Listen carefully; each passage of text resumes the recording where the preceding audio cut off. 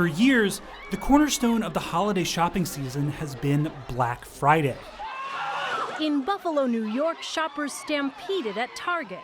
And the crowds just keep getting bigger and bigger. This place is packed with people, and it has been since 5 o'clock. Not only is it a time of sales, but it helps people psychologically, helps us shoppers think, oh yeah, Christmas is coming, Hanukkah is coming, I'm going to be with my family, let me start buying things. Waking up at the crack of dawn to rush into stores became somewhat of a holiday tradition for many families. But this year is shaping up to look different. What the pandemic has done is actually accelerate the trends that we'd seen, and that is a move to contactless, a move to convenience, or really a move toward digital instead of kind of the traditional shopping experience. And so I think that's going to be a lasting change that we see as a result. The shopping tradition dates back to the 1920s and 30s, when families would start buying holiday gifts the day after Thanksgiving. Traditionally, this was the first day that retailers would start advertising for Christmas. But by the 2000s, companies were announcing Black Friday doorbuster deals earlier and earlier. Target stores opened at 5 this morning, and there were plenty of excited shoppers on hand. So there were these few horrific moments where people were dying or getting seriously injured because of people rushing into a building. Some department stores were opening at midnight. And within a few years, the deals were creeping into Thanksgiving Day. By the 2010s, the one-day event had ballooned to cover the full holiday weekend. But around this time, retailers were also launching more online sales on the Monday after Thanksgiving. This was known as Cyber Monday, and it was growing fast. In 2016, Cyber Monday sales hit a new record of nearly $3.5 billion. Digital became much more important to the consumer. So what we found is Cyber Monday actually started to take on a heightened importance. For many companies, Thanksgiving weekend, starting with Black Friday and stretching into Cyber Monday, is one of the most lucrative times of the year. But recently, appetite for the chaos of Black Friday has started to fade. And then in 2020, the retail industry and how people shopped changed. Retailers across the country announcing closures and shortening their store hours in the hopes of limiting the outbreak. Add in the coronavirus pandemic, and there are retailers that may not survive. We've seen massive amounts of retail closings, accelerated bankruptcies this year. That means there's probably going to be fewer stores, and there might be more of a consolidation in where people go to some of these big box stores that have been open and operating the whole time. During lockdowns in March and April, spending slid off a cliff, with a record drop in retail sales as people were forced to stay home due to the coronavirus pandemic. Between April and October, around 5,000 US stores went out of business.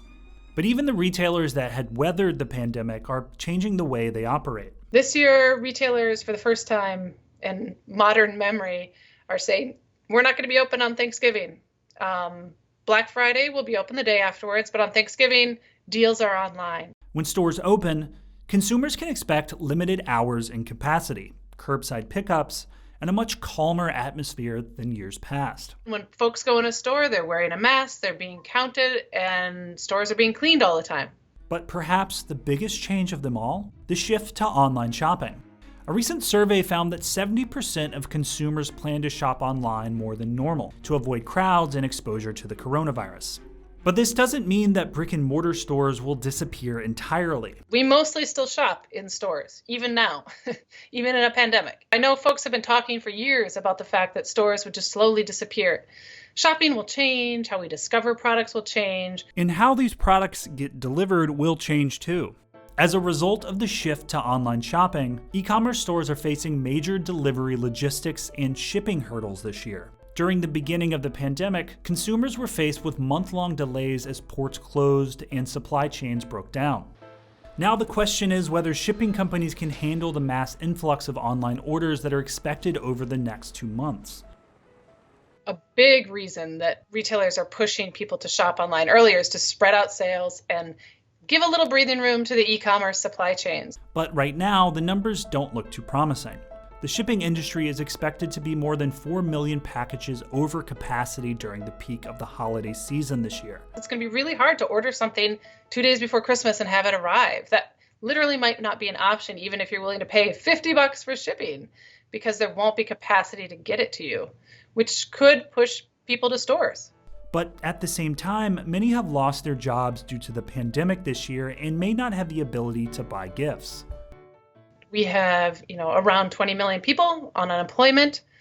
There was a little bit of a false sense of security that came because we got big stimulus checks in the spring. There was additional unemployment that people were getting until the end of July.